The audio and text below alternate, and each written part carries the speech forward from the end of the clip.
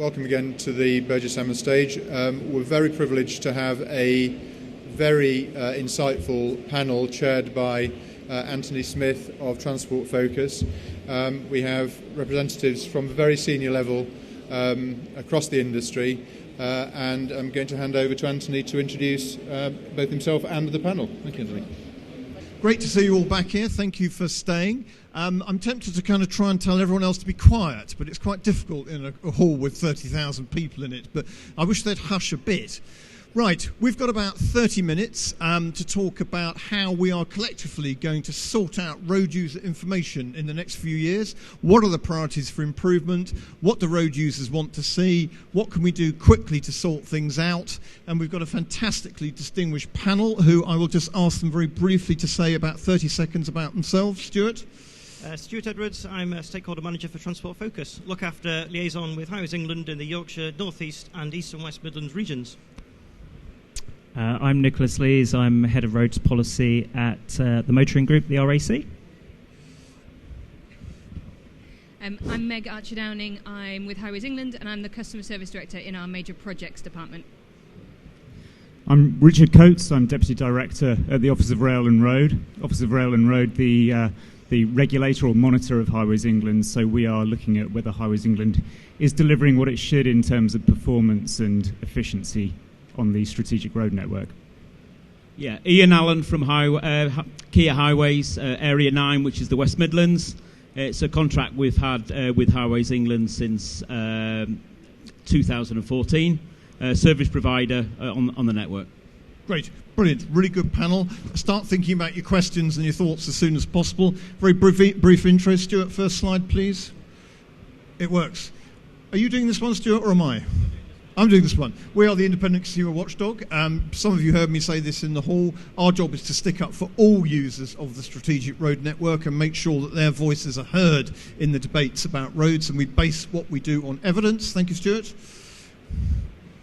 And recent insight, upgrading the M4 to a smart motorway, really important bit of work, really following a big project through from before, during and after, and using the user feedback to really change and to refine and improve the user communication. Strategic road user surveys out, and our fantastic junction numbers survey. Amazing, we did this little bit of work about where junction numbers should be on signs. They're traditionally in the bottom left-hand corner, and we asked users where they'd like them to be. They'd like to be in the top left-hand corner. Caused an astonishing amount of media coverage. I ended up on the Jeremy Vine show talking about this, which I thought was the absolute peak of my career. But the point is, these things matter. Even in the digital age, people need signs, they rely on signs, they like signs for reassurance. And I think no matter how digital we get, they're with us for a while. So this is a very, very important and should be some quick wins, because it's not about the infrastructure necessarily. Stuart, tell us what users think. Morning, everybody. Thanks, Anthony. Stuart Edwards. So I'm just going to talk you through really the actual main nub of the actual programme today, which is all about the importance of information on signs. As Anthony's just mentioned, the road signs are going to be around for a long time, and it's all about delivering the basics. Because if road users have got access to clear signs, they can make those decisions on the approach to a junction. It can give them that critical information which really helps make for a smooth journey. And really, the session that I'm just going to talk to you about really is to give you a couple of examples of the signs that road users are actually seeing on the strategic road network today, but also a short video to show you about why road signs actually matter to road users. So, without further ado, here's the video.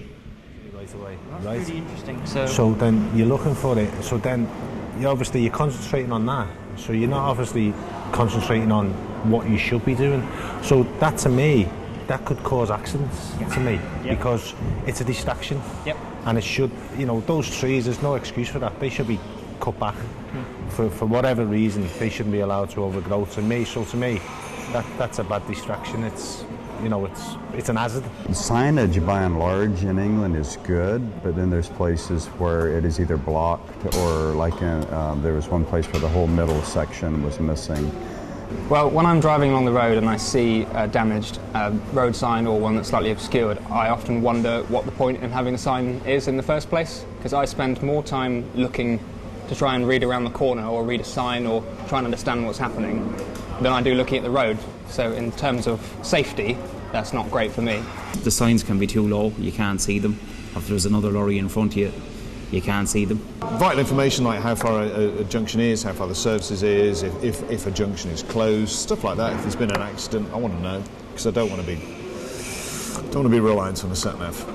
Is the signage in a sensible place for HGV drivers? I'd say 80% of the time it is, but 20% of the time it's not.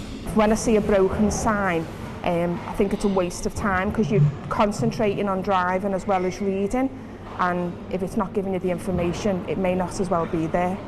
Well, no, you'd want them fixed. Definitely want them fixed. The sign is there for a reason. Excellent. So I think that video is pretty self-explanatory of why road users have such importance attached to road signs.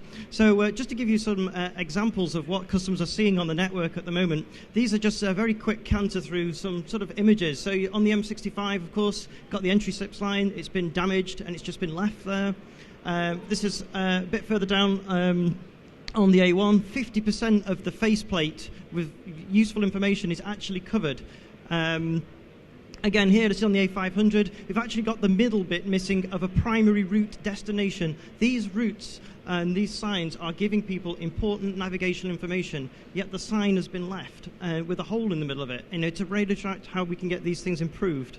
Again, brown signs giving tourists, giving visitors to the UK information about the attractions within the area. It's missing. Again, it delays people, it slows people down because they're having to think how they get to these places because they can't read the information. Remember, people are travelling at 60, 70 miles an hour. They need as much time as possible to take the information off that sign. And then lastly, you come up to a roundabout here, and you've got a sign that's half obscured. It's got two different messages on it. It's really confusing for a road user. Is there a diversion in place? Is there not? It's that, what do I do? And this is sort of another example here on one of the A roads where you can see most of the sign, again, is covered, and the important information about the distance to the actual junction is also covered too. So, Anthony, that sort of wraps up the overview from users. Over to you. Thank you. There's certainly nothing like hearing it from the great British public, and I think those Vox Pops are really good. Can I come to Highways England first, if I may? Why do we not have zero tolerance on broken or obscured signs? Why are they left like that? So all of our maintenance and repair across everything, not just signs, is done on a risk basis, which makes sure that we tackle the things that are most safety critical first. So I suppose that's why we don't have a zero tolerance, because actually what we do is prioritise to make sure that we're keeping people safe. And we do have two types of what we would call a defect. We have the defects that are safety critical, and we'd be looking to get those fixed extremely quickly. And then we have defects that aren't safety critical, but it maybe mean the sign is not as easily read as it would otherwise be. We collect those together and would tackle those as part of a kind of an improvement scheme over a section of road, and that just ensures value for money for the taxpayer, really. What's the longest potential time it could be from a sign being broken to it being repaired, do you think?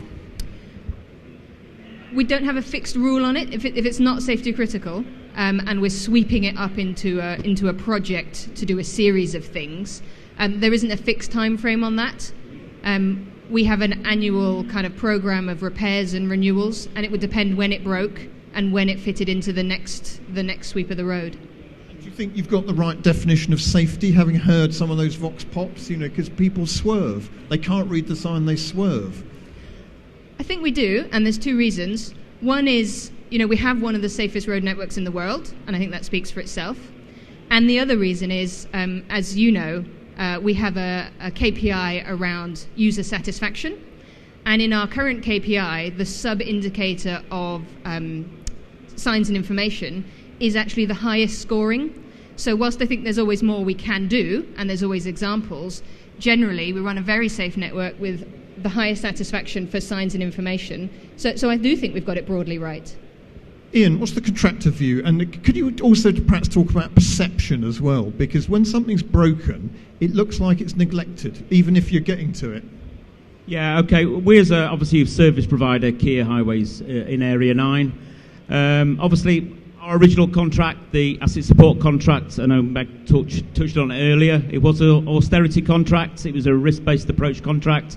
What we have done proactively in the West Midlands, we have created a network enhancement framework, some additional money from Highways England to actually look at road signage, vegetation, softer state, to actually think of the customer a lot more. So obviously we've created additional gangs within the West Midlands, amenity gangs, to actually go out there on a proactive basis to try and look at the state of signs, the integrity of the signs, and if it's safe to do so, to do find and fix there and then.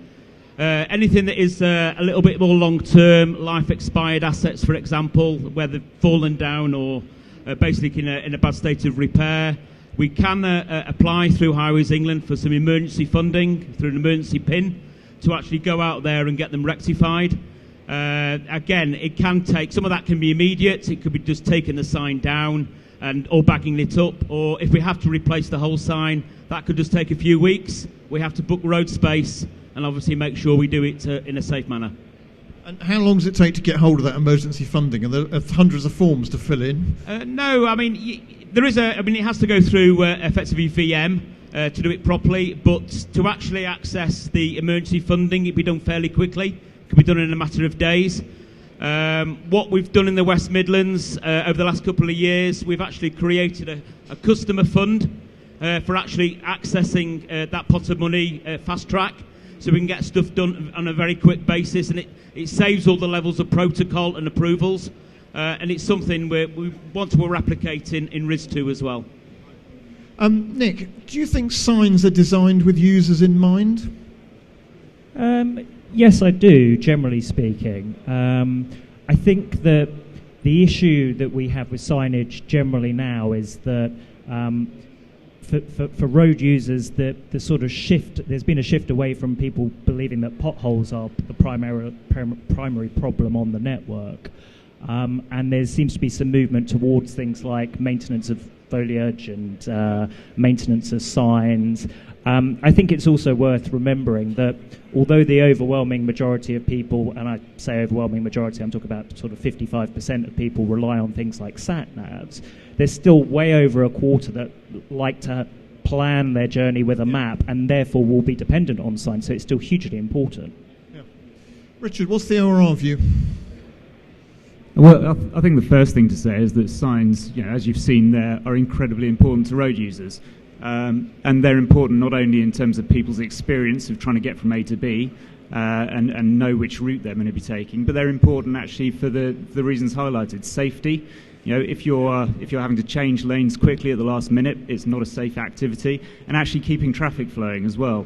If you're driving in a more dangerous way, then you're more likely to cause more likely to be disruption. So signs are incredibly important all round. And I suppose from our point of view, we do monitor Highways England. We look at whether it is doing what it reasonably should to try and improve road user satisfaction. And we also look at whether Highways England is properly maintaining and renewing its network. So we are very interested in whether signs are being properly maintained and renewed. Yep. I mean, I think an important piece of context, though, is, as Meg said, actually satisfaction with signage is reasonably high. Yep. So for fixed signs, it's somewhere around 91%. For variable message signs, it's a bit lower, but it's still above the average road user satisfaction. So in that sense, Highways England is obviously doing something right, but there's always more that it can do. And I think actually making sure it understands where the issues are on its network and addresses them quickly is key. And do you think the standards that signs are done to are still accurate? Because one of the things that came out of the junction number survey was that a lot of people said they couldn't see the signs because there's an HGV passing. And therefore, and HGVs have got longer, there's more of them, they've got bigger. Do you think the standard is still up to date?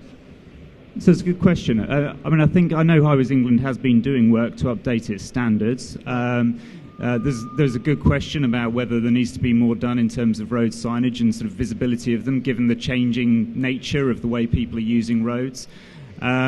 So there's potentially something there. I mean, I think, as I say, the key thing for me is actually about understanding whether Highways England is adhering to its own standards in terms of time to identify and rectify issues with signage on the network, and that's my key focus. Good. Questions? Thoughts? Would you like to put your hand up? Anyone? Yes, sir. Do we have a roving mic, or am I the roving mic? We have a roving mic. So if you could identify where you're from and ask a question rather than make a statement. You can do that in the pub later. Good morning. My name's Chris Braithwaite. I'm from Highways England, the Yorkshire North East region. We've talked a lot about the road information we see whilst on the road, but from my point of view, equally or perhaps more important is the information that we convey while customers aren't on the road. So I'd like to hear from the panel about the ideas and where we need to go in the next road period to develop that kind of information. Yeah. Stuart, what do you think? I absolutely agree with you, to be honest with you, Chris. I think a lot of information is going online, and road users are planning their journey. So I think it's absolutely vital, really, that going forward, Highways England can give the assurity of roadworks information, and when that information is published, it's as accurate as possible. I think there's an interesting bit of work to be done, a consumer test to be done on online information, because people's attitudes to it is totally different. I instinctively distrust online information. Friends and family utterly rely on their sat-nav to get them around the country. Discuss. Nick? I mean, the research that we've done suggests that sat-navs and pre-planning are still very much, people are dependent on that sort of thing.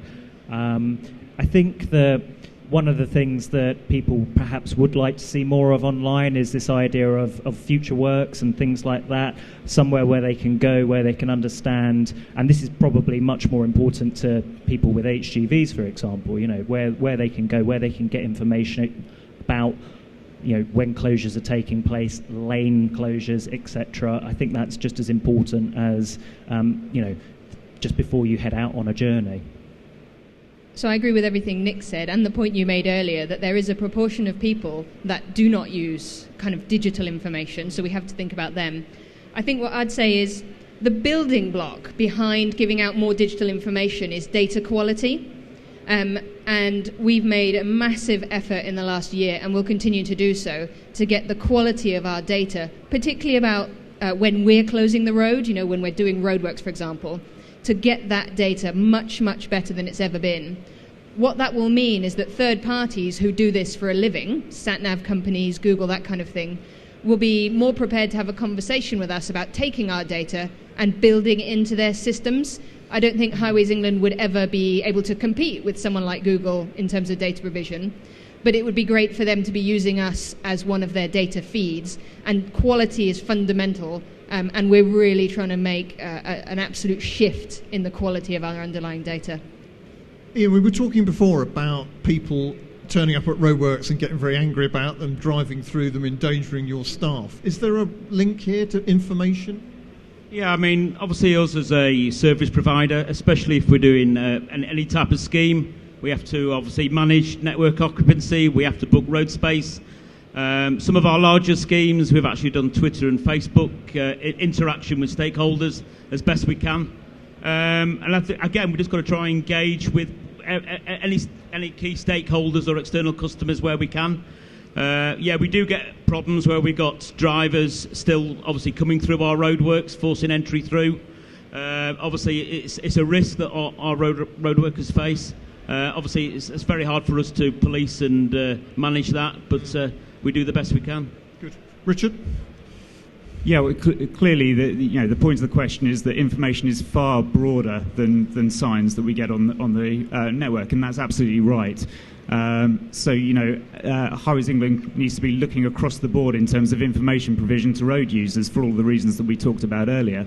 I think it's probably worth highlighting that Anthony, Transport Focus and ORR worked together earlier in the year to look at road user information, and we've done a lot of work with Highways England as well. We are getting more information about what road users want and the sort of priorities in that area. And that work has shown us a few things which are really interesting. So actually we know that information provision on the motorways is much better than it is on A roads. Yeah. So there's clearly something to do there, and something for Highways England to look at in terms of how it gets data and information out on some of its A roads.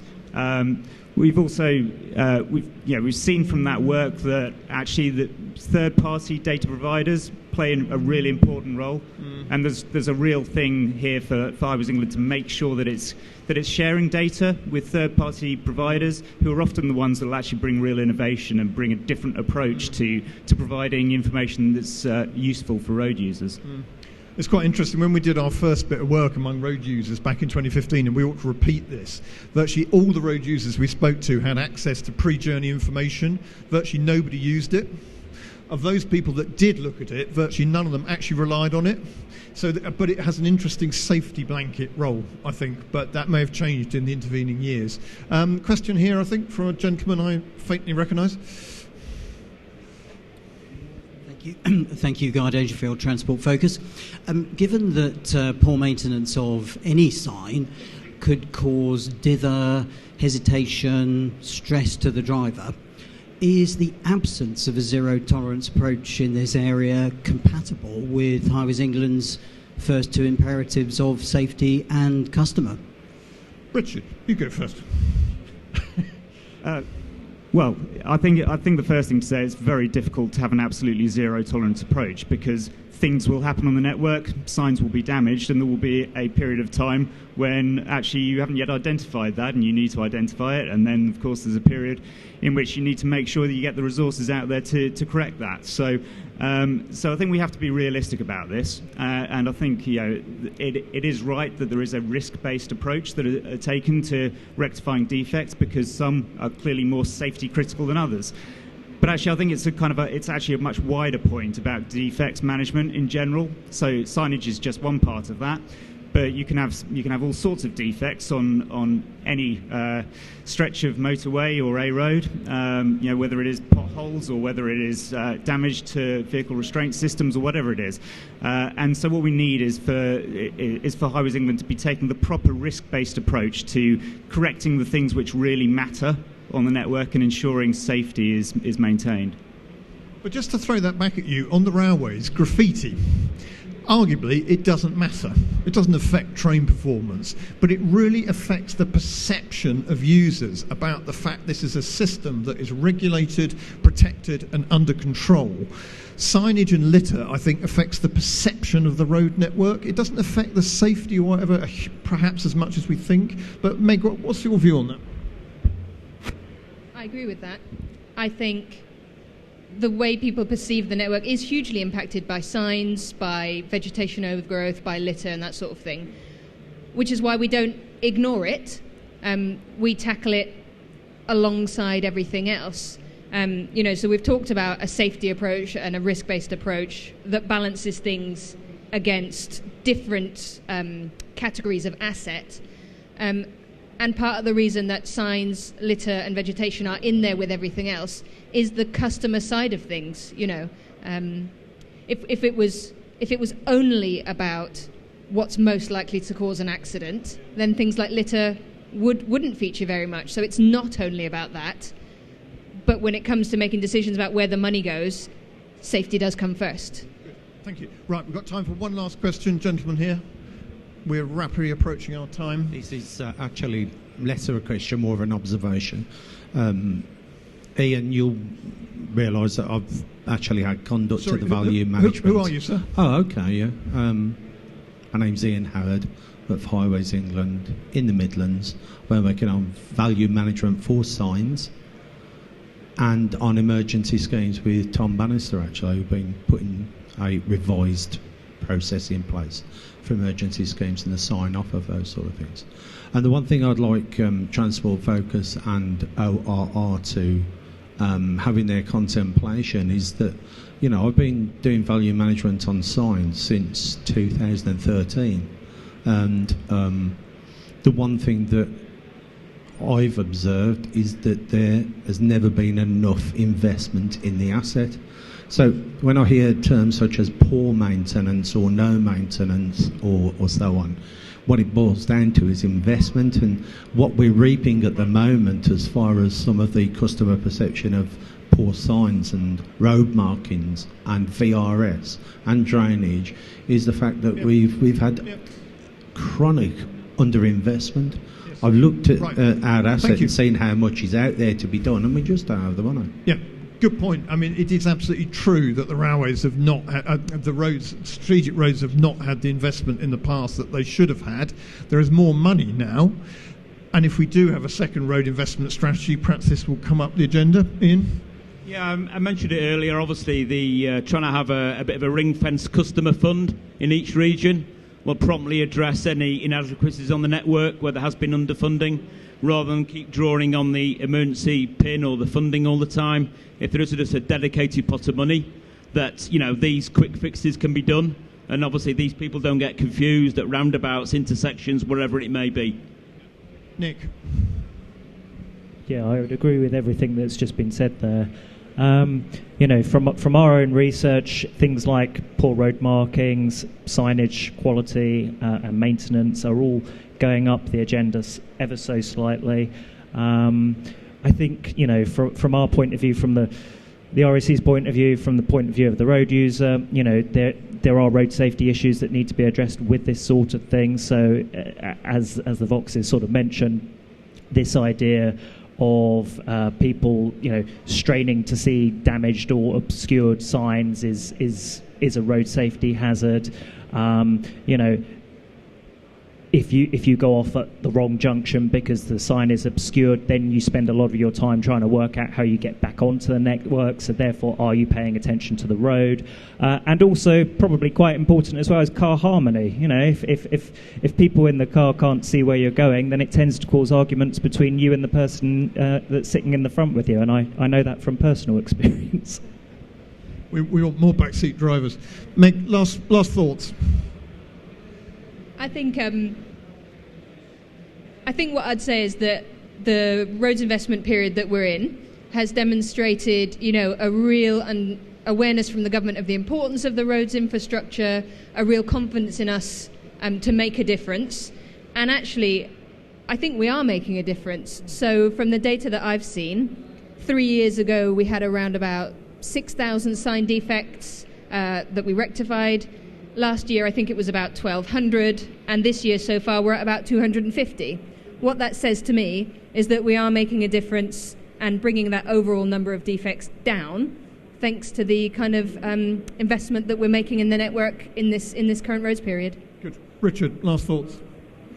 Yeah, well, so I absolutely agree that you need to make sure there is adequate funding for the sort of standard maintenance and renewal of the network. It's not all about big shiny new schemes, and that's been a real focus of us as we look forward to the second road period and what Highways England might need in terms of funding there.